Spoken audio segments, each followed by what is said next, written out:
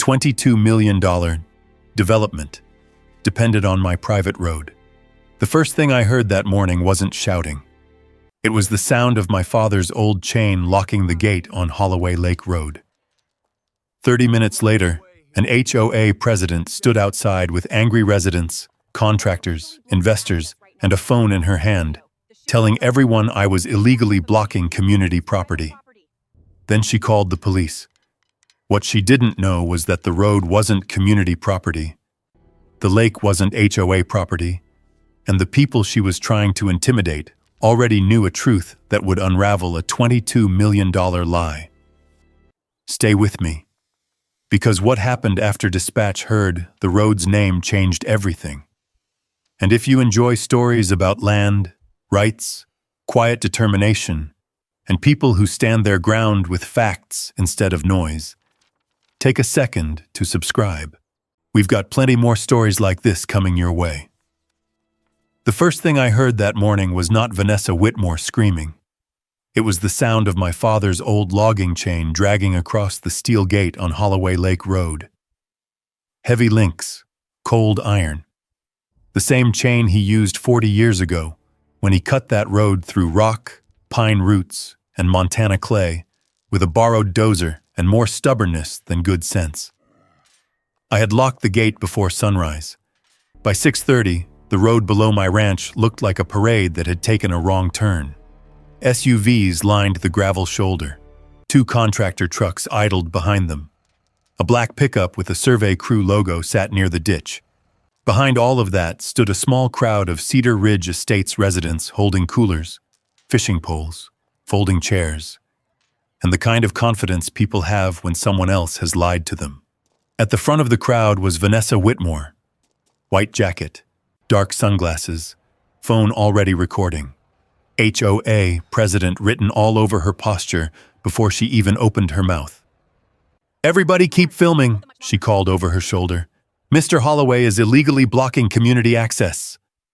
I stood on my side of the gate with a cup of coffee in one hand, and the chain looped through the bars beside me. My truck sat 10 feet back, passenger window cracked open, a brown folder on the seat with my deed, road maintenance receipts, survey map, and every tax statement on Holloway Lake Road going back to 1984. Vanessa pointed at the lock like it had insulted her. "Open this gate, Grant." I took one slow sip of coffee. That bothered her more than an argument would have. "You do not get to hold an entire neighborhood hostage," she snapped. "Cedar Ridge residents pay for lake access. This road serves the community." A man behind her shifted his fishing pole from one hand to the other. A woman in a visor looked from Vanessa to me, suddenly less certain. A couple of contractors near the survey truck stared at the chain without saying a word. They knew something, or they were afraid I did. I looked past Vanessa at the flatbed trailer behind the contractor trucks. Orange cones, wooden stakes, a post hole auger, not lake picnic equipment. "You planning to build something on my road this morning?" I asked. Vanessa's smile thinned. "This road is under review for emergency access improvements." "By who?" "The association." That was when I almost smiled. The association. 2 words people use when they do not have a deed. Vanessa stepped closer to the gate. "You have had multiple opportunities to cooperate. The board has been patient, but if you refuse to open this gate, I will have Sheriff Travis Cole remove you." I set my coffee on the hood of my truck. "Then call him." For the first time that morning, her face changed. Not much, just a small flicker at the corner of her mouth. She had expected fear or anger or a negotiation. She had not expected permission. So she raised her phone higher, turned the screen toward the crowd, and tapped 911 on speaker. The gravel road went quiet. Even the engines seemed to drop lower. "County Dispatch," the operator said. Vanessa straightened like she was standing in court. "This is Vanessa Whitmore, president of Cedar Ridge Estates. I need law enforcement at Holloway Lake Road immediately. A man is blocking lawful community access to the lake." There was a pause. Then the dispatcher asked, "Location again?" "Holloway Lake Road," Vanessa said sharply. "The private gate near Cedar Ridge." Another pause. Longer this time. When the dispatcher came back, her voice had changed. "Wait, Holloway Lake Road?" Vanessa frowned. "Yes, that's what I said." I picked my coffee back up and looked at the chain wrapped through the gate. Because dispatch knew that road. Sheriff Travis Cole knew that road. Half the county knew that road. And before Vanessa Whitmore could understand why that mattered, we heard sirens coming up through the pines. The crowd immediately shifted. People straightened up. Phones came out. Vanessa lowered hers just enough to smile. She thought help was coming. I knew better. The first sheriff's SUV rolled to a stop beside the gate. Sheriff Travis Cole stepped out, adjusted his hat, and looked at me first. Not the crowd, not Vanessa. Me. That alone made several residents glance at one another. "Morning, Grant." "Morning, Travis." Vanessa stepped forward before either of us could say another word. "Sheriff, thank God. This man is blocking lawful community access. We need this gate opened immediately." Travis looked at the chain, then at the lock, then kissed at the road sign mounted beside the entrance. "Holloway Lake Road, private property, no public access." The sign had been there for 12 years. He already knew that. "Who owns the road?" he asked. Vanessa blinked. "The community uses it." "That's not what I asked." Her confidence slipped a fraction. "The HOA maintains access to the lake." Travis folded his arms. Again, "Who owns the road?" Nobody answered, because nobody standing there actually knew. That silence told me more than any argument could. One of the contractors quietly looked away. A woman holding a fishing cooler frowned. An older man near the back muttered, "I thought the association owned it." Vanessa jumped in quickly. "We've had access for years." Travis nodded slowly. "Access and ownership aren't the same thing." That landed harder than she expected. The crowd went quiet. Vanessa's face tightened. "This road serves Cedar Ridge." "No," I said calmly. "It serves my ranch." The sheriff glanced at me. I didn't need to say anything else. The paperwork sitting inside my truck could do that later. After a few tense minutes, Travis told everyone the same thing. "This is a civil property dispute. Nobody is forcing that gate open today." Vanessa looked stunned. "What?" "You heard me. But residents paid for access. Then I'd suggest you figure out who sold it to them." The silence that followed felt heavier than the chain wrapped through my gate. Vanessa turned red. The residents looked confused. And for the first time since Cedar Ridge appeared above my ranch, I saw doubt spreading through the crowd. That mattered. Because doubt is where truth gets its first foothold. The sheriff left 20 minutes later. The crowd slowly dispersed. Some residents drove away angry. Others drove away thoughtful. Vanessa stayed longest. Before climbing into her SUV, she pointed at me. "This isn't over." I believed her. The problem was that she believed something else. She believed she was fighting for access. She wasn't. She was fighting to protect a lie. I didn't fully understand that yet, but I would. Because 2 years earlier, before any of this started, Cedar Ridge Estates hadn't existed. The ridge north of Holloway Lake had been open grazing land. Then developers arrived. Bulldozers, survey stakes, construction crews. Within months, luxury homes started appearing above the shoreline. The advertisements came next. At first, I ignored them. I only noticed them because Sam Fletcher brought one over during coffee. Sam owned the neighboring ranch and had known me most of my life. He tossed a glossy brochure onto my kitchen table. "You seen this?" I picked it up.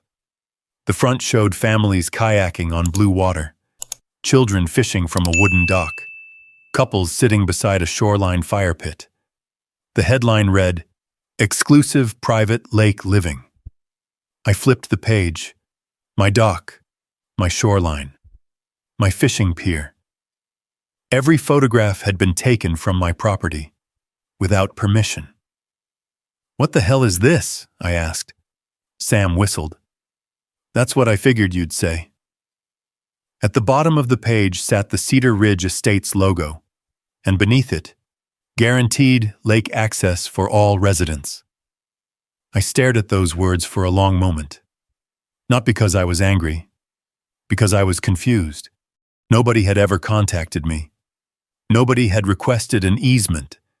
Nobody had discussed access rights. The lake belonged to me. The shoreline belonged to me. The road belonged to me. Every inch of it.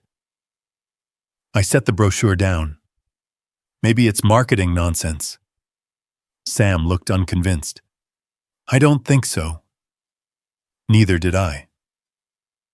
3 weeks later, the first golf cart appeared on Holloway Lake Road. A family of 4 rolled past my ranch house, waving cheerfully, like they belonged there. The father even smiled. "Beautiful lake you've got." I walked down the driveway.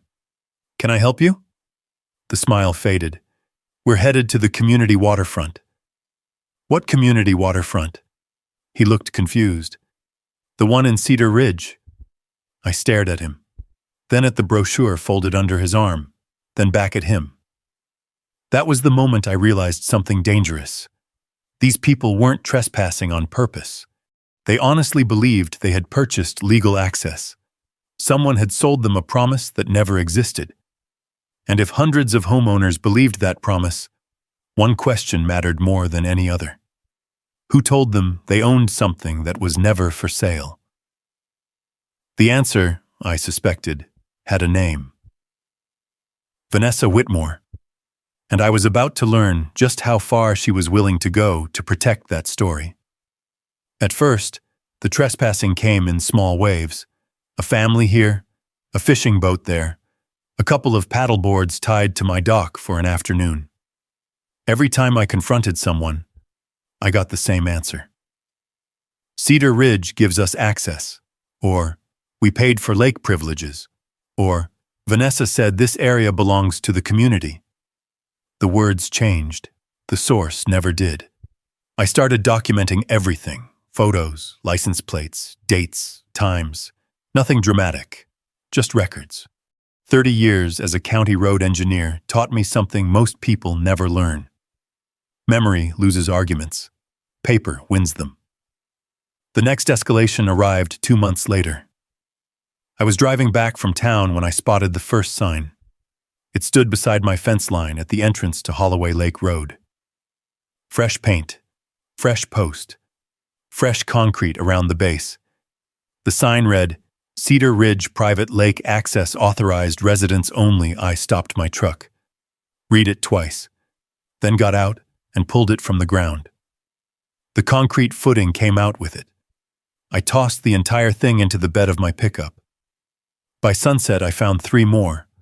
One near the shoreline, one beside the boat launch, one attached to my own fence. All of them ended up in the back of my truck. The following morning, Vanessa arrived.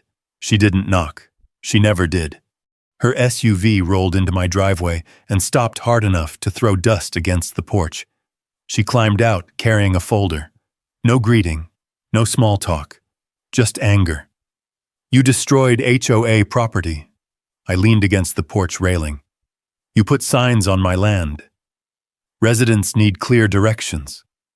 They can start by staying off my ranch." Her eyes narrowed. "The community has invested millions into this area." I almost laughed. Not because it was funny, because it explained everything.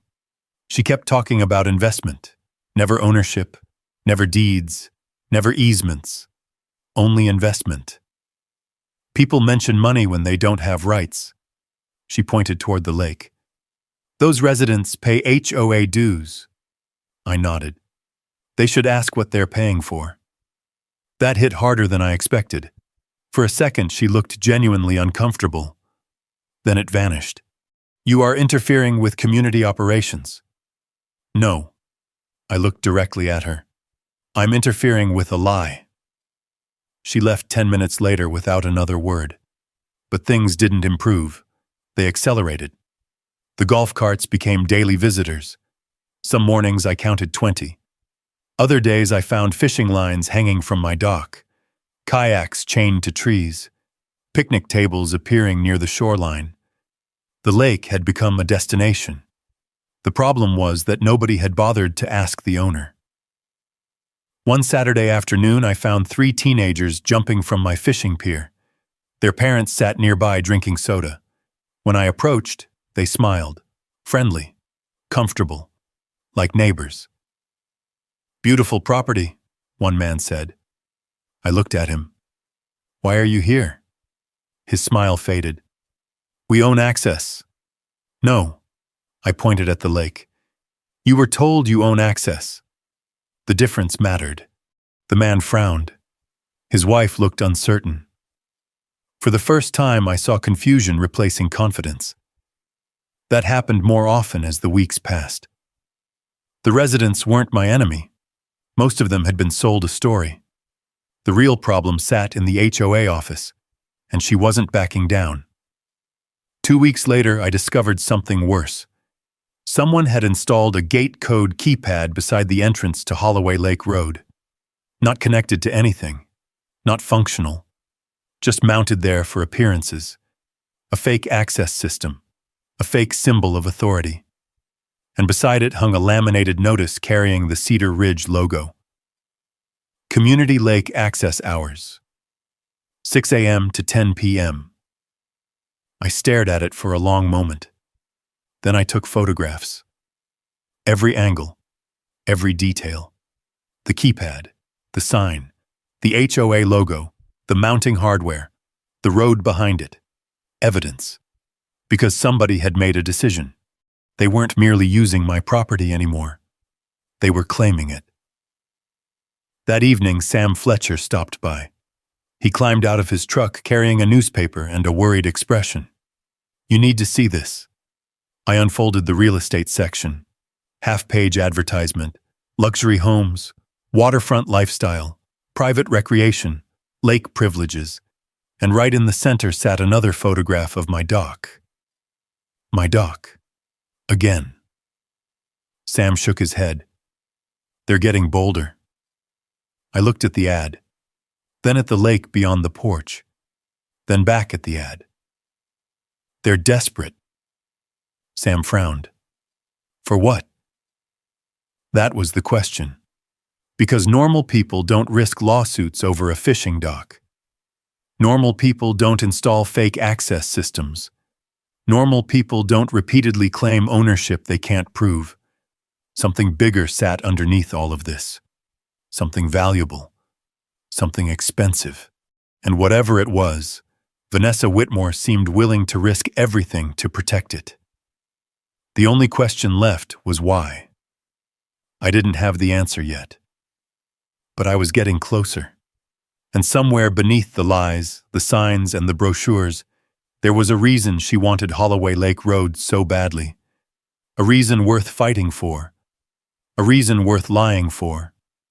And I intended to find it. The answer arrived over Memorial Day weekend. Cedar Ridge announced what they called a community lake celebration. I found out about it from a flyer taped to one of the HOA signs somebody had planted near my fence. Live music, food vendors, kayaking, fishing contests, family recreation along the waterfront. The waterfront, my waterfront. The flyer even included a map. The route led directly down Holloway Lake Road. By Saturday morning, the traffic started before sunrise. Golf carts, SUVs, pickup trucks, families carrying folding chairs and coolers. Nobody asked permission. Nobody stopped at my house. They simply followed the signs they had been given. The signs Vanessa had created. I spent most of the morning documenting everything. Photos, videos, license plates, timestamps, evidence. The lake looked less like a ranch and more like a public park. Music echoed across the shoreline. Portable grills smoked near the water. Children ran through areas that had never belonged to them. The worst part wasn't the noise. It was the certainty. These people truly believed they had every right to be there. That made the situation far more dangerous, because lies become powerful when enough people believe them. Around noon, I drove down toward the southern shoreline. That was where I found the damage. My truck stopped before I fully understood what I was looking at. For several seconds, I simply stared. Then I got out. My wife's memorial garden sat beside a small cove overlooking the lake. Nothing elaborate. Just a stone marker, wildflowers, a bench facing the water, a quiet place she loved, a quiet place I visited almost every week. Now the flowers were crushed flat. Footprints covered the garden bed. Empty cans sat beside the stone. A portable cooler leaned against the bench. Someone had dragged lawn chairs directly through the middle of the flower patch. For a moment, I couldn't move. Not because I was angry, because I was disappointed. The kind of disappointment that settles deep. The kind that tells you somebody crossed a line they never should have approached. A man in a Cedar Ridge polo shirt was setting up another chair nearby. I walked toward him, slowly. He looked up. "Can I help you?" I pointed at the stone. "Do you know what that is?" He glanced at it. "Just some marker." "No." I kept my voice calm. "That's my wife's memorial." The smile disappeared immediately. He looked uncomfortable, then genuinely embarrassed. "I didn't know." "I believe you." Because I did. Most of them didn't know. Nobody had told them. The problem wasn't the residents. The problem was the person who had brought them here. And right on cue, Vanessa Whitmore appeared.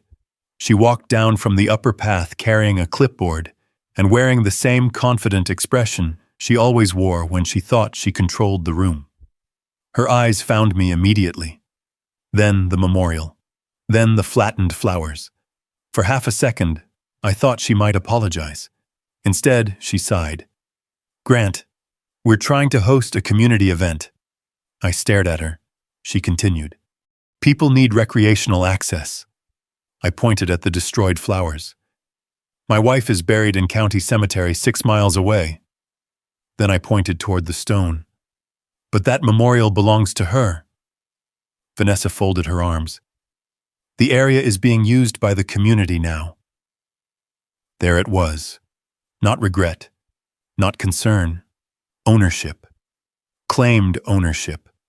Over something she had no right to claim. The few residents nearby suddenly became very quiet. One woman looked horrified. A retired couple began gathering their chairs. Another man shook his head and walked away. The crowd was finally starting to see what I had been seeing for months.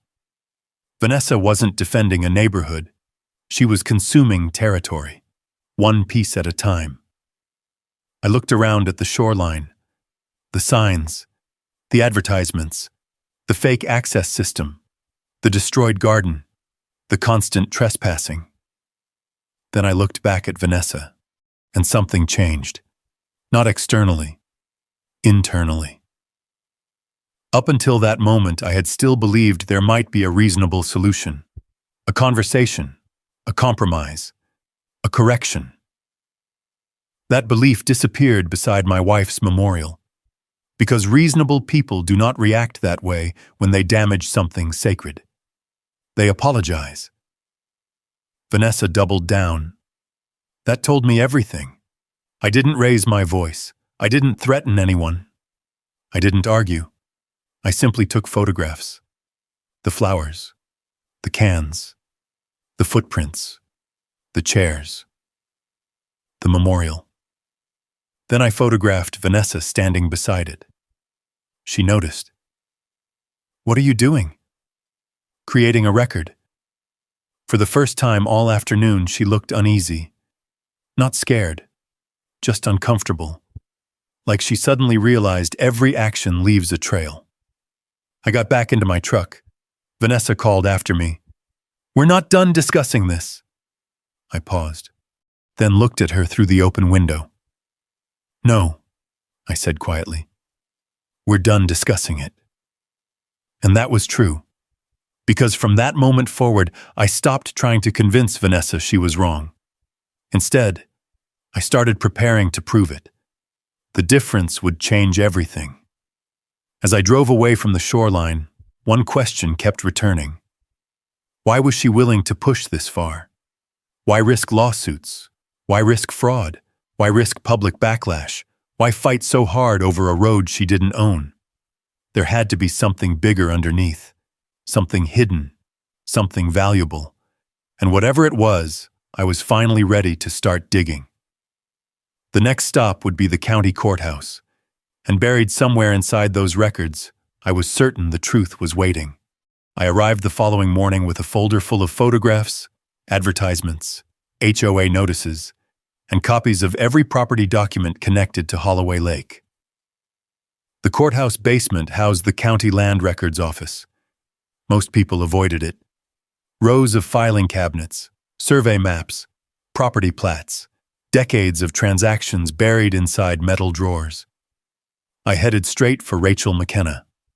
If a parcel changed hands in this county, Rachel usually knew about it before the owners did.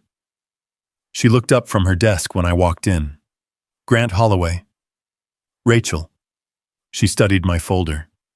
"Something tells me this isn't a social visit." "It never is."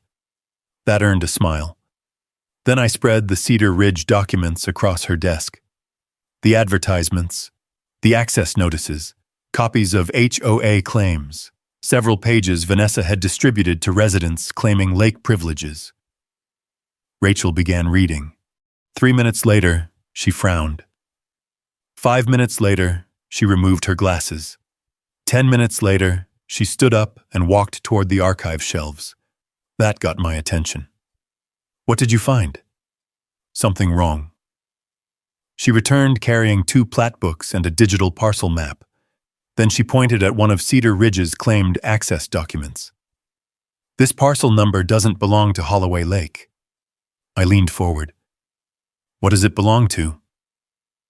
Rachel checked the records. "An abandoned timber access easement 40 miles north of here." I stared at the page. The document specifically referenced lake access, yet the parcel number pointed somewhere else entirely. Not a typo, not even close. Rachel continued reviewing. Then she stopped again. "This signature block shouldn't exist." "What do you mean?" She turned the page. "The county planning office stopped using this format 7 years ago." That wasn't good. The room suddenly felt smaller. Rachel opened another file, then another, then another. The problems kept appearing. Wrong parcel references, mismatched filing numbers, survey attachments that didn't match recorded plats, a maintenance agreement that referenced a road the county had never accepted. Every page seemed to create another question. An hour later, Rachel leaned back in her chair. "Grant?" Her voice had changed. "What?" "I don't think these are mistakes." I already suspected that. Hearing her say it made it real. Rachel tapped 3 separate documents. These filings were assembled from unrelated county records. I looked at her. "As in forged?" She chose her words carefully. "As in someone combined legitimate information into documents that create a false impression of ownership." The distinction mattered legally. The result didn't. The HOA was presenting authority it didn't possess. Then Rachel found something bigger. A development application. Submitted 18 months earlier, approved conditionally. Attached to the file was a transportation review. Rachel froze while reading it. That immediately got my attention. "What is it?" Instead of answering, she slid the page across the desk. A highlighted section sat near the bottom. Required secondary access route. I read the paragraph twice, then a third time. The route described there wasn't a future road. It wasn't a proposed road. It wasn't a county road. It was Holloway Lake Road. My road. The room went silent. Rachel looked at me. They need your road. I felt something click into place. The signs, the advertisements, the fake access claims, the pressure, the residents, the memorial garden. None of it had ever been about recreation. It had been about infrastructure. Vanessa wasn't trying to gain convenience. She was trying to secure a road. Rachel continued reviewing the file. Then she found another attachment. This one made things worse. Preliminary occupancy projections, projected boat rentals, lake memberships, seasonal recreation packages, expanded residential phases, estimated development value. The number sat near the bottom of the page. $22 million. I stared at it. $22 million. Suddenly, every piece fit together. The lies weren't random. The pressure wasn't personal. The trespassing wasn't accidental. A massive development project depended on access that Cedar Ridge never legally owned. Without Holloway Lake Road, their expansion plan collapsed. Without the expansion, investors lost money. Without investor money, the entire project stalled. Rachel slowly closed the file. Grant, whoever approved marketing materials before securing legal access created a serious problem. I nodded. No. I looked down at the documents. They created a disaster. Because now I understood something important. Vanessa Whitmore wasn't acting confident because she had rights. She was acting desperate because she didn't. And desperate people make dangerous decisions. As I gathered the documents, Rachel stopped me. You should be careful. Why? She tapped the development file. People don't protect $22 million by walking away. I carried the folder out of the courthouse. For the first time since this started, I knew exactly what I was fighting. Not an HOA, not a neighborhood, not even Vanessa. I was fighting a financial collapse disguised as community access. And now that I understood the stakes, one question became impossible to ignore. How far would they go to stop the truth from coming out? I didn't have to wait long to find out. Because within a week, somebody would start sending me an answer. The first sign appeared 3 days after my visit to the courthouse. One of my trail cameras stopped transmitting. Not unusual by itself. Batteries die. Weather damages equipment. Animals knock things over. But when I drove out to inspect it, the camera wasn't broken. It had been removed. Cleanly. The mounting bracket remained attached to the tree. The camera itself was gone. That changed the conversation. I checked the second camera near the lower fence line. Same result. The third had been smashed. Not by accident, not by wildlife, by a person. I stood there looking at the shattered plastic housing and felt something settle into place. Pressure. Somebody was feeling it. People don't destroy cameras unless they're worried about what those cameras might see. I photographed everything. The broken housing, the footprints nearby, the tire tracks leaving the area. Evidence first. Always. The next incident came 4 nights later. A section of fence along the eastern boundary was cut. Not enough to release livestock, just enough to create access. Whoever did it wasn't trying to hurt the ranch. They were testing boundaries. Seeing how quickly I would notice. Seeing how closely I was watching. The answer was immediately, and very closely. By then I had stopped assuming these events were isolated. The development documents from the courthouse kept running through my mind. $22 million. That number explained behavior. Not excuses. Behavior. Because nobody risks lawsuits over picnic tables. Nobody manipulates land records over kayak access. Nobody spends 2 years manufacturing ownership claims for a fishing dock.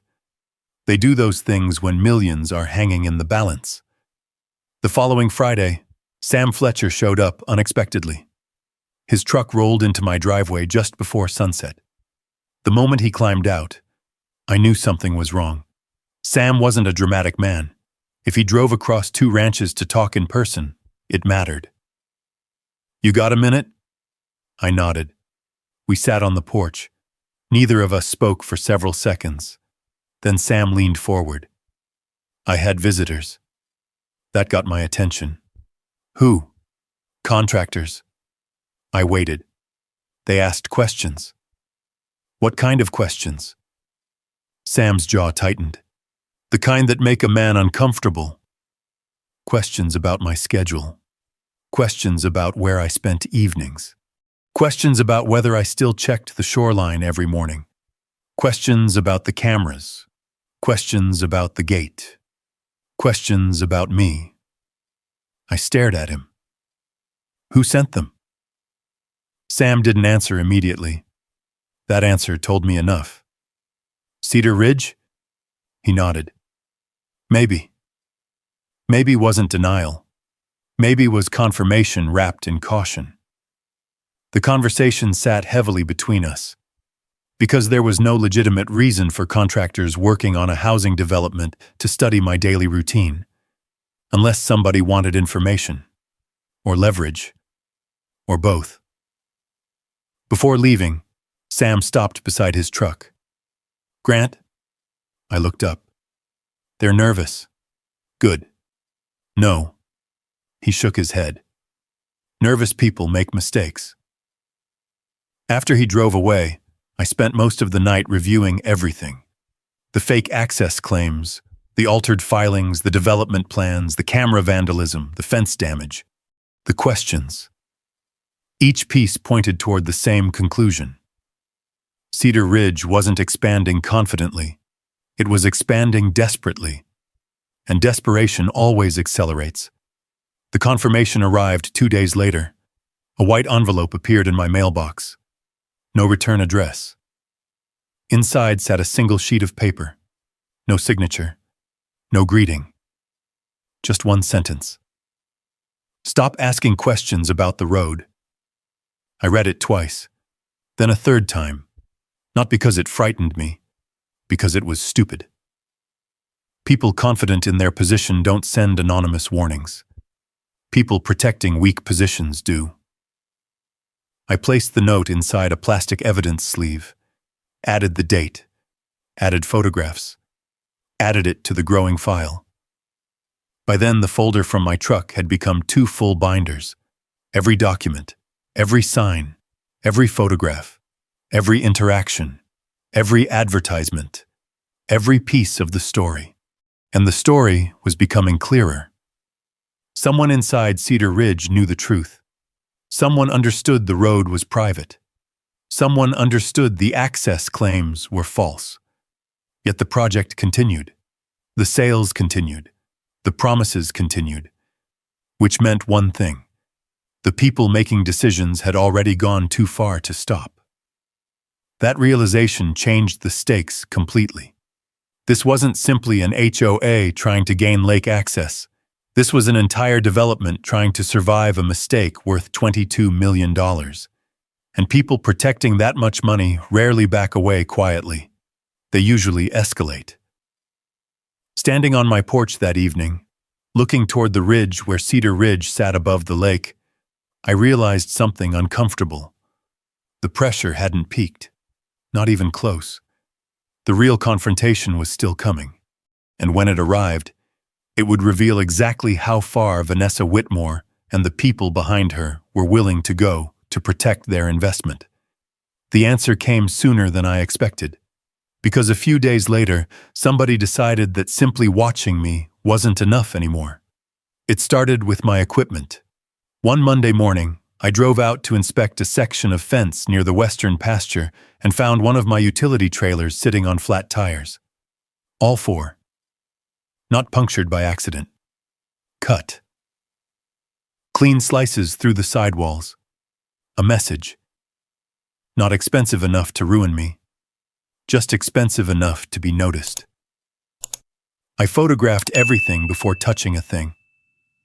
The tires, the tracks around the trailer, the damaged valve stems. Then I added the photographs to the binders. Evidence first. Always. 2 nights later, another camera went dark. This one covered the lower access road leading toward the lake. When I reached the site, I found the camera housing cracked and lying in the weeds. The memory card was gone. That part mattered. A vandal destroys equipment. Someone worried about evidence removes storage. That wasn't random. That was deliberate. The following weekend brought the biggest escalation yet. I woke just after dawn to the smell of smoke. Not heavy smoke, not an emergency, just enough to make me step outside. Near the equipment shed behind the barn, I found scorch marks along one exterior wall. The fire had burned itself out before causing serious damage.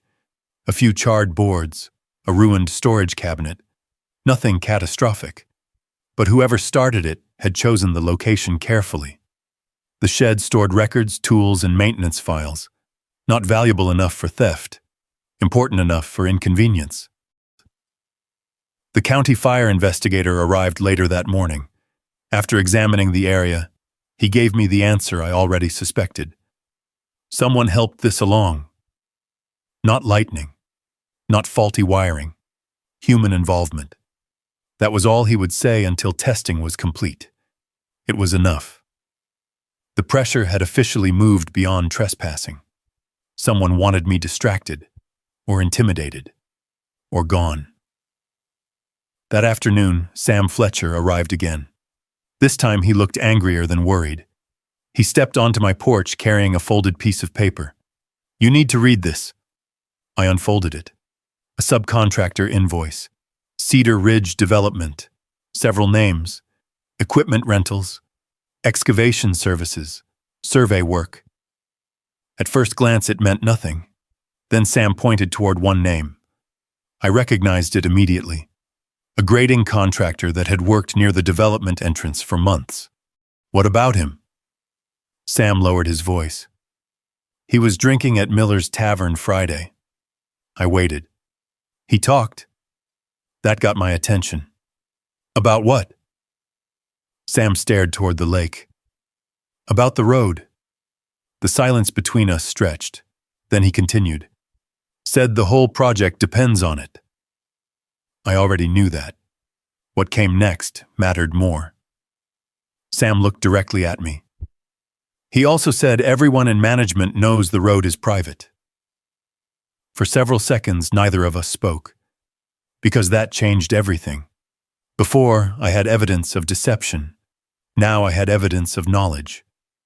There is a legal difference between being wrong and knowingly making false claims. A very important difference. You trust him? I asked. No. Then why tell me? Because he wasn't bragging.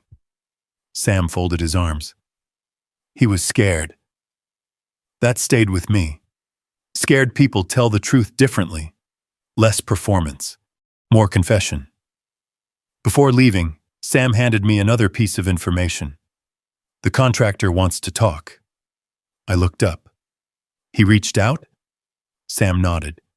Off the record. That conversation happened the following evening. Not in town, not at my ranch. A neutral place, an old diner along the highway. The contractor arrived 20 minutes late. Nervous. Checking the windows. Checking the parking lot. Checking the door. The behavior of a man who regretted something. He never touched his coffee. Never even sat back in the booth. Finally, he leaned forward. I don't have long. Then don't waste time. He nodded. Fair enough.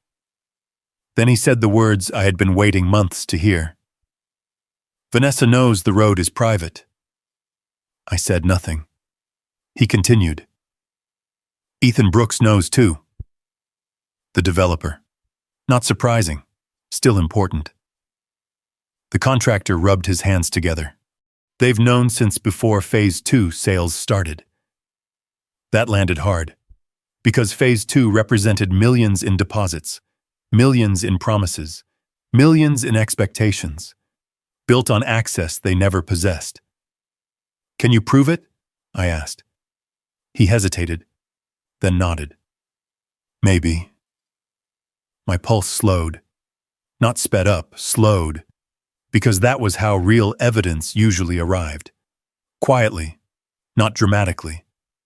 The contractor reached into his jacket and slid a flash drive across the table. I stared at it. "What is this?" "Meeting recordings." That got my full attention. He swallowed. "Board meetings, planning meetings, internal discussions." I looked at the drive, then back at him. "Why are you doing this?" His answer came immediately. "Because they told us we'd be protected." He looked exhausted. We weren't. For the first time since this battle started, I saw the shape of a real opening. Not suspicion, not theory. Proof. As the contractor stood to leave, he stopped beside the booth. One final warning. "They're getting desperate." Then he walked away. I sat there for several seconds, staring at the flash drive. The binders already contained photographs, documents, advertisements, false claims. Now there might be something even stronger. Intent, knowledge, admissions. And if the recordings contained what the contractor claimed, the balance of power was about to change. The question was no longer whether Vanessa Whitmore was lying. The question was how much of it had been captured on tape, and I intended to find out. I plugged the flash drive into my laptop that same night. The first recording lasted 23 minutes, a Cedar Ridge board meeting. Vanessa Whitmore's voice appeared almost immediately. Clear, confident, unmistakable. I listened without taking notes at first. Then I heard the sentence that made me restart the recording. "We'll deal with the road issue after Phase 2 closes." I played it again, then again. The discussion continued. Board members talked about occupancy approvals, investor expectations, sales targets, future waterfront amenities. Nobody mentioned ownership. Nobody mentioned obtaining legal access. They spoke as if Holloway Lake Road was simply a problem waiting to be managed. Then Ethan Brooks entered the conversation. The developer. His voice was calmer than Vanessa's, more careful, more dangerous. "We cannot afford delays." Someone asked about the access dispute. Ethan answered immediately. "Most buyers won't know the difference." I sat back in my chair. That sentence alone was devastating. Not because it proved fraud, because it proved awareness. They knew there was a difference. The remaining recordings painted an even clearer picture. Board members discussing complaints. Investors demanding progress. Questions about permits. Questions about access. Questions about the road. And every time the road came up, the same pattern appeared. Delay. Deflect. Continue selling. The recordings never contained a direct confession. They didn't need to. Knowledge was enough. By midnight, I had copied every file into multiple backups. One stayed with me. One went into a safe. One would eventually go somewhere even safer, because evidence only matters if it survives. The next morning, I made a decision. I stopped reacting. From that point forward, everything would be deliberate. Everything would be documented. Everything would be recorded. The first step was replacing every damaged camera, then doubling them. Trail cameras, motion sensors, wireless recorders, equipment designed to watch without being noticed. I placed them where previous cameras had never existed. New angles, new sightlines, new coverage. The second step involved the gate. For months, Cedar Ridge had treated Holloway Lake Road like an obstacle. I decided to give them one. The old steel gate near the lower entrance remained in place, but I changed how it looked. From a distance, the chain appeared loose. One latch looked partially secured. Nothing obvious, nothing dramatic, just vulnerable enough to tempt someone. Then I waited. 3 days passed. Nothing happened. 4 days. Still nothing. On the 5th night, motion alerts started arriving shortly after midnight. I was awake before the second notification appeared. The first camera showed headlights. The second showed a contractor truck. The third showed 2 additional vehicles following behind. I opened the live feed. 6 people exited the vehicles. One of them was Vanessa Whitmore. Even in darkness, I recognized her immediately. The posture, the walk, the certainty.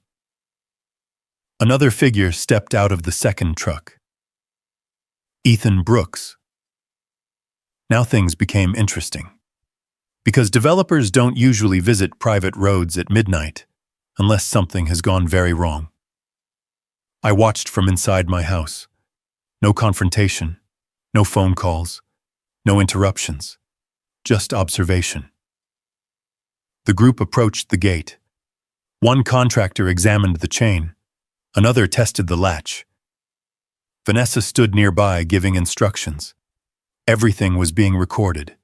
Every word, every movement, every decision. The contractor smiled.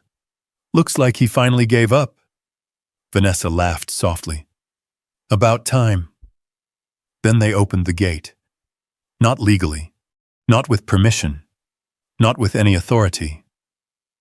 They simply decided it belonged to them. The cameras captured everything. The vehicles moved through. The group drove nearly half a mile down Holloway Lake Road before stopping. What happened next explained everything. Survey stakes came out. Flags appeared. Measurements were taken. One contractor began marking locations along the shoulder. Future construction points. Future improvements. Future occupation. Not proposed access. Assumed access. That distinction mattered because they weren't discussing permission. They were planning ownership. Then Ethan Brooks said something that changed the entire case. If we start grading before county review, we'll save 6 weeks. A board member hesitated. What if Holloway objects? Vanessa answered before Ethan could. He'll lose. The confidence in her voice was almost impressive. Almost. Because the cameras kept recording. And confidence doesn't survive evidence very well. The group remained on my road for nearly 40 minutes. Then they left. By 2 in the morning, the vehicles were gone. The road was quiet again. I sat at my kitchen table reviewing the footage. Multiple angles, multiple recordings, clear audio, clear faces, clear trespass, clear intent. Months of suspicion had finally become proof. Not assumptions, not accusations. Proof. For the first time since Cedar Ridge appeared above the lake, the balance of power shifted. Because now I knew something Vanessa didn't. The trap had worked, and the next time she stood in front of that gate, she wouldn't realize she was standing in front of her own downfall. The only question remaining was when. As it turned out, the answer was less than 24 hours away. At dawn the next morning, I drove down to Holloway Lake Road with my father's old chain in the bed of my truck, the same chain that had helped build the road decades earlier. By 7 o'clock, it was wrapped tightly through the steel gate, locked, secure, final. I didn't put up a new sign. I didn't send a letter. I didn't make a phone call. I simply exercised a right that belonged to the owner of the road. Then I waited. The reaction arrived faster than expected. By 8:30, vehicles were already stacking up outside the entrance. Residents, contractors, HOA board members, a tour bus carrying prospective buyers, several investors. and at the center of it all stood Vanessa Whitmore. Furious, she marched directly to the gate. "What is this?" I leaned against my truck. "Private property. You can't do this." "I just did." That answer spread through the crowd almost immediately. People started whispering. The investors looked uncomfortable. The prospective buyers looked confused. One man holding a sales packet stepped forward. "Vanessa, what's going on?" She ignored him. Bad decision. Ignoring questions works until people realize they're asking the right ones. Vanessa turned toward me. "This road is required for community access." There it was. Not ownership, not rights, not deeds, required. I almost thanked her for saying it, because she had finally admitted what the road actually represented. Not a community asset, a business necessity. "You should be careful what you say in public," I replied. That rattled her. She glanced around. People were listening now, really listening. The confidence she usually borrowed from the crowd was disappearing, because the crowd itself was beginning to doubt her. Then she made the mistake I had been expecting since the beginning. She pulled out her phone. "Fine." She hit record, started live streaming, then dialed law enforcement on speaker. The performance began. "This is Vanessa Whitmore, president of Cedar Ridge Estates. I need officers immediately. An elderly landowner is illegally blocking community emergency access." Several residents exchanged looks. Even they seemed uncomfortable with the description. Dispatch answered calmly. "Location? Holloway Lake Road." A pause. Then, "Private Holloway Lake Road?" Vanessa frowned. "Yes." Another pause. Longer this time. Then dispatch replied, "Units are already en route." Vanessa smiled. She thought that meant victory. I knew better. Because the previous evening I had delivered copies of everything. The recordings, the trespass footage, the altered documents Rachel uncovered, the anonymous threat, the development files. Every piece of evidence sat in official hands. The investigation was already moving. Vanessa simply didn't know it yet. 5 minutes later, sirens appeared beyond the trees. Then more, and more. Not one patrol vehicle, not two. A convoy. The first SUV belonged to Sheriff Travis Cole. The second carried county investigators. The third belonged to the Land Commission. Behind them came another county vehicle and a state fraud investigator. The crowd went silent. You could almost hear confusion spreading through it. Investors stopped talking. Contractors stopped moving. Even Vanessa lowered her phone. Sheriff Travis Cole stepped out first. His expression told me everything. This wasn't a courtesy visit. This was official. He walked straight past Vanessa, straight past the investors, straight past the contractors, and stopped in front of me. "Morning, Grant." "Morning, Travis." Then he turned. Now he looked at Vanessa. The difference was impossible to miss. "You Vanessa Whitmore?" She nodded slowly. "Yes." One of the investigators stepped forward carrying a folder. "Good." He opened it. Inside sat photographs, documents, copies of recordings, evidence. A lot of evidence. Vanessa's confidence disappeared so quickly, it almost looked physical. The investigator held up one photograph, a still image from the hidden cameras. Vanessa standing on Holloway Lake Road at midnight. Another showed contractors placing survey stakes. Another showed Ethan Brooks directing measurements. The crowd leaned forward. People recognized faces, recognized locations, recognized the truth. Then the investigator spoke loudly enough for everyone to hear. "We have evidence of unauthorized entry onto private property, false access representations, and potential filing irregularities related to Cedar Ridge development." The phrase hit the crowd like a hammer. potential filing irregularities. Investors immediately understood what that meant. So did the lawyer who had just arrived. A man in a dark suit pushing through the crowd. He stopped when he saw the investigators, stopped again when he saw the photographs, then stopped moving entirely. The silence became unbearable. No shouting, no arguments, no speeches. Just reality arriving. One document at a time. One photograph at a time. One fact at a time. Vanessa looked around for support. There wasn't any. The investors were backing away. The buyers looked angry. The residents looked betrayed, because for the first time, everyone was seeing the same thing. The road wasn't community property. It never had been. And the woman who had promised otherwise was running out of places to hide. The investigator closed the folder. Sheriff Cole folded his arms. And standing there beside the locked gate, I realized something. Vanessa hadn't called the police on me. She had called them on herself. The only thing left now was for the truth to finish what her phone call had started. It happened faster than I expected. The investigation that became public at the gate didn't begin there. It simply surfaced there. Within days, county investigators interviewed contractors, reviewed development files, and compared Cedar Ridge marketing materials against actual property records. The results were devastating. Every document Rachel McKenna had flagged became part of a larger pattern.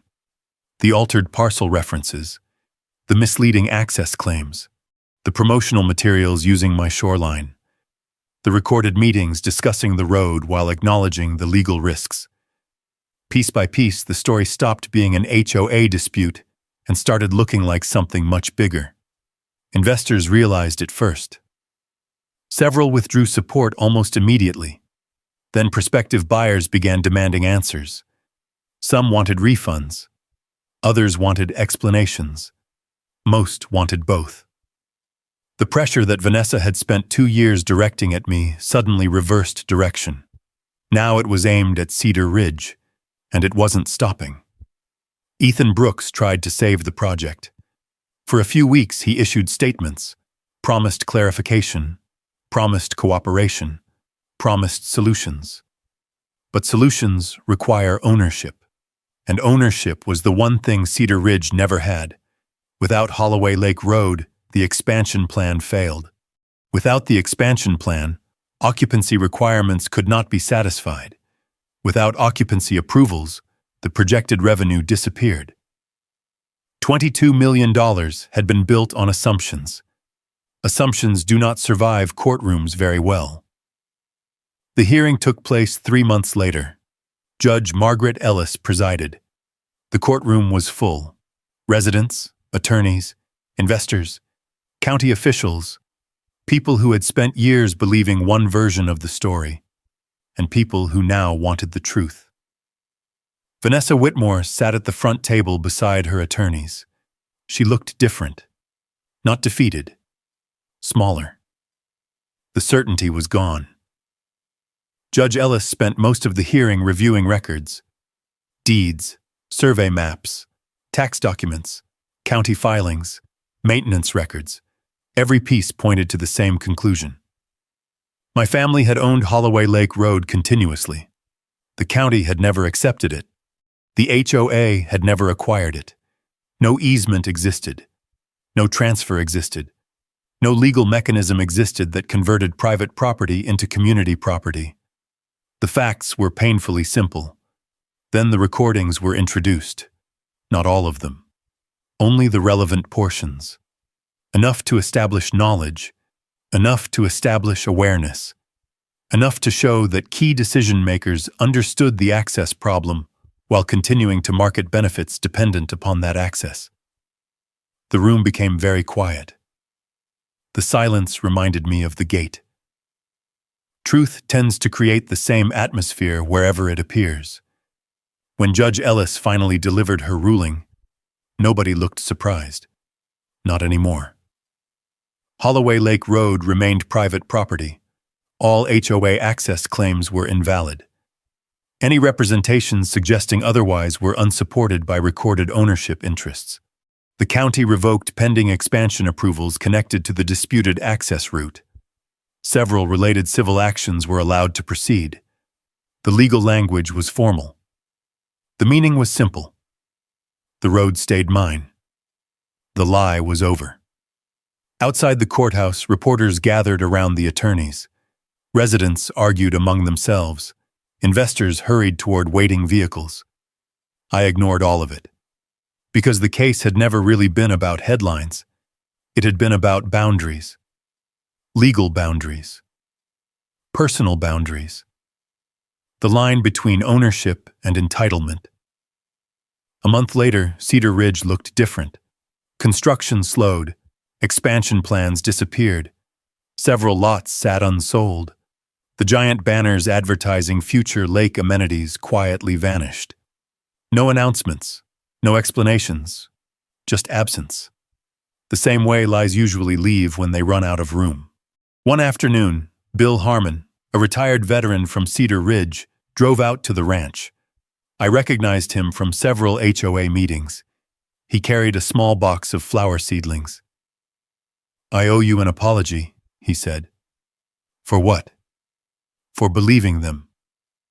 There wasn't much else to say. The apology was genuine. That made it rare. We spent the next hour planting flowers near my wife's memorial, the same place where this fight had become personal. The same place Vanessa had dismissed as community property. The flowers took root quickly, stronger than the ones before. Funny how that works. Some things grow better after surviving damage. Late that autumn, I drove down to the gate one final time. The chain still hung where I had locked it. Old steel, worn links, my father's chain. The road stretched beyond it toward the lake, quiet, undisturbed, exactly the way it should have been. I stood there for a while looking at the water. No HOA signs, no unauthorized visitors, no promises attached to somebody else's land. Just ownership, documented, verified, protected, the way it had always been. Before leaving, I rested a hand on the chain and looked down the road one last time. People can fake documents. People can sell promises. People can rewrite stories. But the land always remembers who owns it. If there's one lesson I took away from everything that happened, it's that when something truly matters, don't waste your energy trying to sound out people who refuse to listen. Keep your record, know your right, stay patient. In these stories, the truth didn't win because somebody yelled louder. It helped because the facts were there when they were needed. The road, the deeds, the records, the photographs, they told the story long before anyone stepped into the courtroom. There's also something else worth remembering. Not everything valuable can be measured in dollars. For me, it was a family road, a quiet lake, and a memorial that carries memories of someone I love. Standing your ground isn't always about winning an argument. Sometimes it's about protecting something that deserves to be reserved for the next generation. I'd love to hear from you. Have you ever had to stand up for your property, your family history, or something important that others didn't understand? If you have, throw a yes in the comments, and if you ever deal with an HOA or a dispute over land, feel free to share your story too. I read more of these comments than you might think. And if you enjoy stories about ordinary people using patience, documentation, and common sense to protect what's theirs, consider subscribing. There are plenty more stories of branches, lakes, back roads, and quiet people who refuse to give on the truth. I will see you in the next one.